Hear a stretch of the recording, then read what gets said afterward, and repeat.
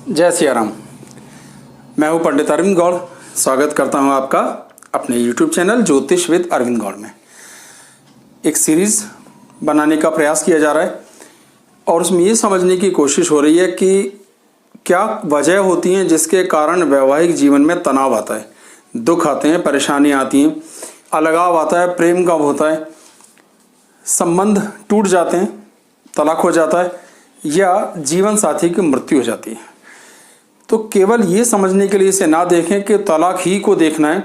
हमारा दृष्टिकोण यहाँ ये समझने का भी है कि जो अनबन होती है, खींचतान होती है, वो क्यों होती है।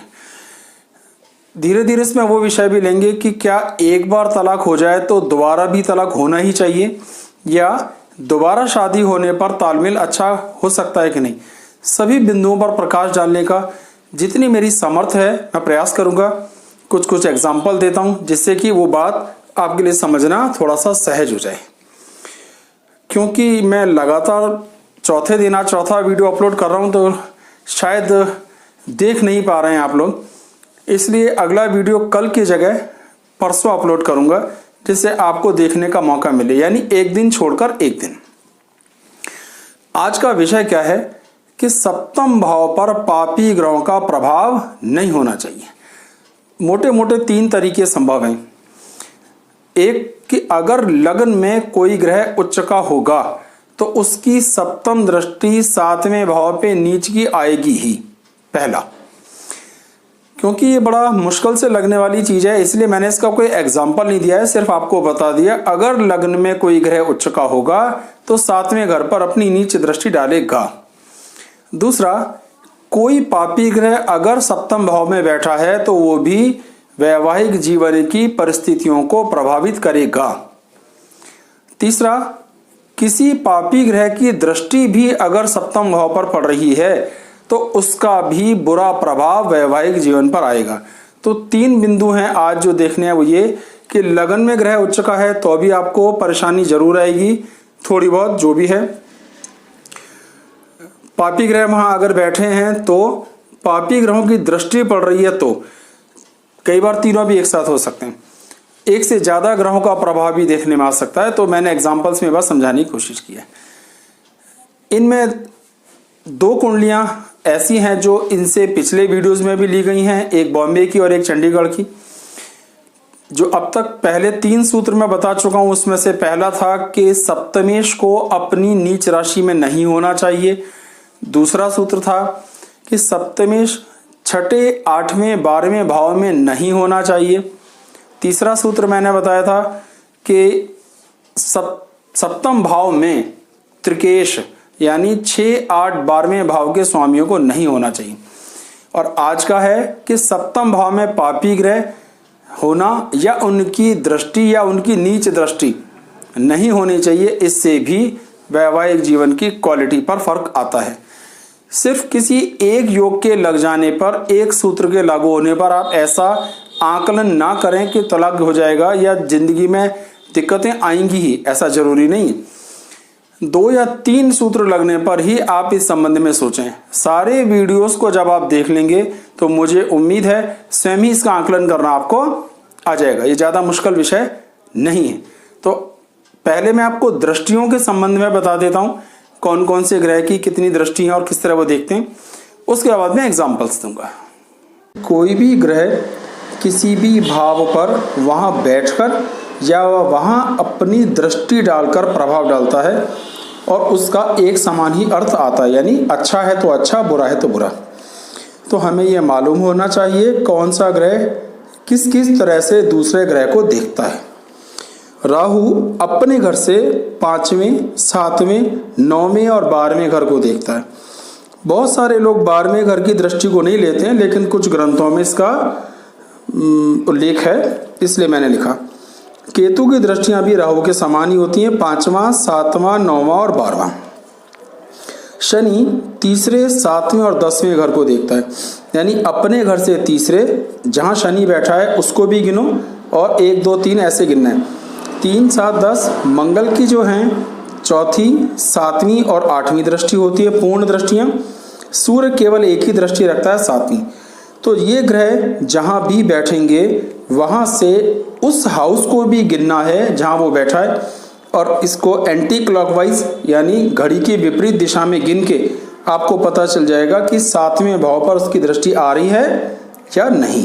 ये एक पुरुष हैं, 25 जुलाई 1991, रात को 9:30 बॉम्बे इनका बर्थ है। ये एग्जाम्पल मैं ऑलरेडी 2 बार पहले वीडियोस में ले चुका हूँ। आज हम तीसरा सूत्र भी जो हमारी इस कुंडली पे लागू होगा उसे भी लेते हैं, तो थोड़ा रिवीजन भी हो जाएगा।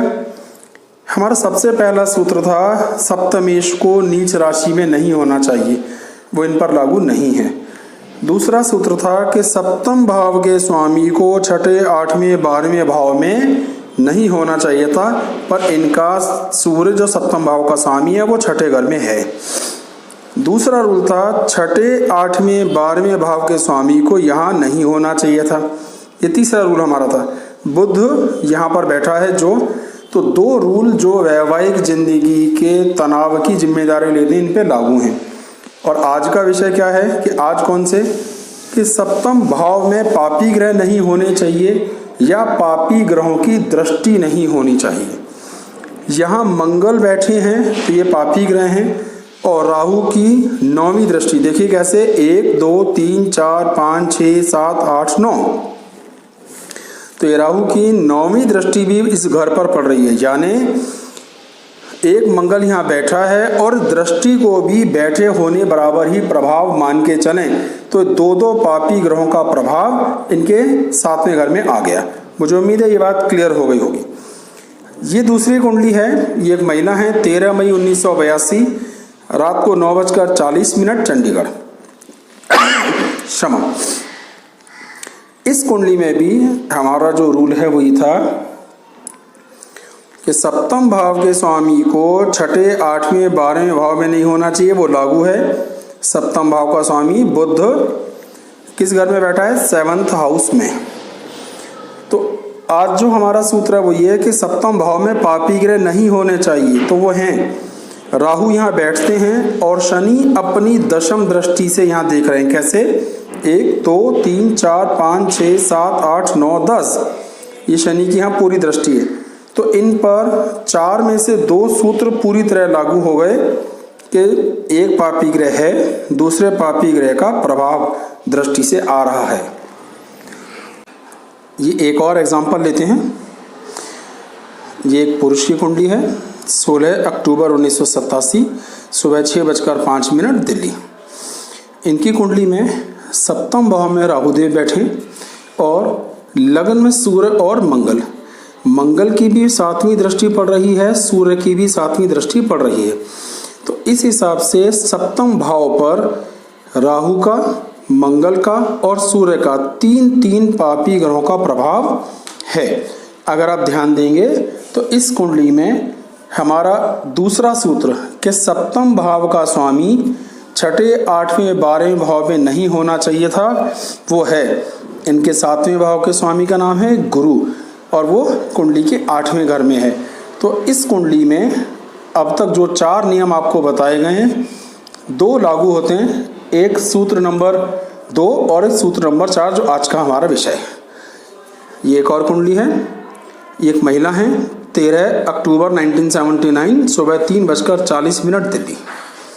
इनके सप्तम भाव में केतु बैठे हैं, शनि लगन में बैठे हैं, राहु लगन में है और मंगल 12वें घर में। तो मंगल की अपनी 8वीं दृष्टि यहाँ पड़ रही है, राहु की पूरी दृष्टि पड़ रही है शनि की।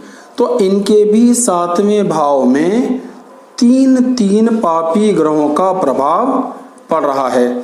राहु का भी, शनि का भी, मंगल का भी, ऐसे कह लो, या मंगल शनि की पूरी दृष्टि है और केतु यहाँ स्वयं बैठा है। तो 3 ग्रहों का पापी प्रभाव इनका भी आ रहा है। और एग्जाम्पल लेते हैं।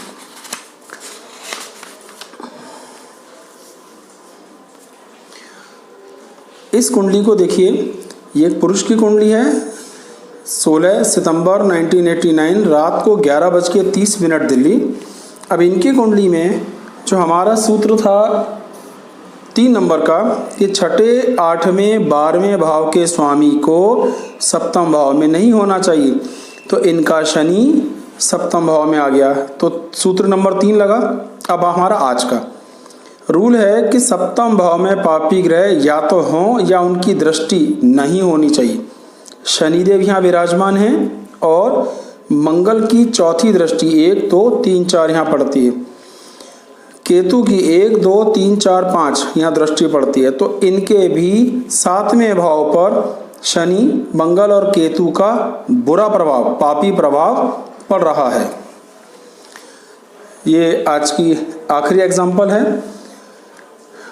ये भी एक महिला है, 9 अक्टूबर 1988, सुबह 3:15 शामली, उत्तर प्रदेश। इनके सप्तम भाव में राहुदेव विराजमान है और शनि की तीसरी दृष्टि यहाँ पड़ रही है, 1 2 3। बिल्कुल सच है कि शनि अपने घर को देख रहा है, फिर भी शनि की दृष्टि तो आई और शनि यहाँ षष्ठेश भी है और सप्तमेश भी है। तो ये भी मैं आपको समझाऊंगा इसका अर्थ क्या हुआ। तो यहाँ भी 2 पापी ग्रहों का प्रभाव इनके 7वें घर पे पड़ रहा है। मुझे उम्मीद है आपको ये वीडियो अच्छा लगा होगा, समझ में भी आया होगा और इसी तरीके से जो और अगले थोड़े बहुत वीडियो बनाए जाएंगे उससे आपको ये विषय और क्लियर होता जाएगा और देखने में मज़ा भी आएगा। अगला वीडियो मैं कल अपलोड नहीं करूंगा, एक दिन छोड़कर यानी परसों अपलोड करूंगा और अब यही प्रैक्टिस रखेंगे, एक दिन गैप एक दिन वीडियो। थोड़ी मेरी तबीयत भी ठीक नहीं है तो इसलिए मुझे भी आराम का मौका मिल जाएगा। इस वीडियो से संबंधित कोई प्रश्न आपके मन में हो, कोई विषय क्लियर ना हुआ हो तो आप मुझसे कमेंट बॉक्स में पूछ सकते हैं। जितना मुझसे संभव होगा उसका उत्तर देने का मैं प्रयास करूंगा। और आप अपनी जन्म कुंडली दिखाने के लिए भी संपर्क कर सकते हैं।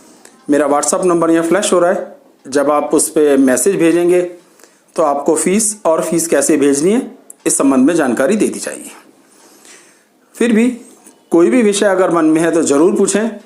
इस वीडियो को बनाने का या इन वीडियोस की सीरीज़ को बनाने का सिर्फ लाभ ये है कि आप तक सही जानकारी पहुँचे, आप अपनी स्थिति को थोड़ा बहुत आकलन खुद कर सकें, बहके नहीं, जिससे कि कोई नुकसान ना हो, कोई आपको ठग ना सके। इरादा सिर्फ इतना है कि जानकारी आप तक सही पहुंच जाए। मेरा प्रयास इतना है। बहुत बहुत धन्यवाद। जय सिया राम।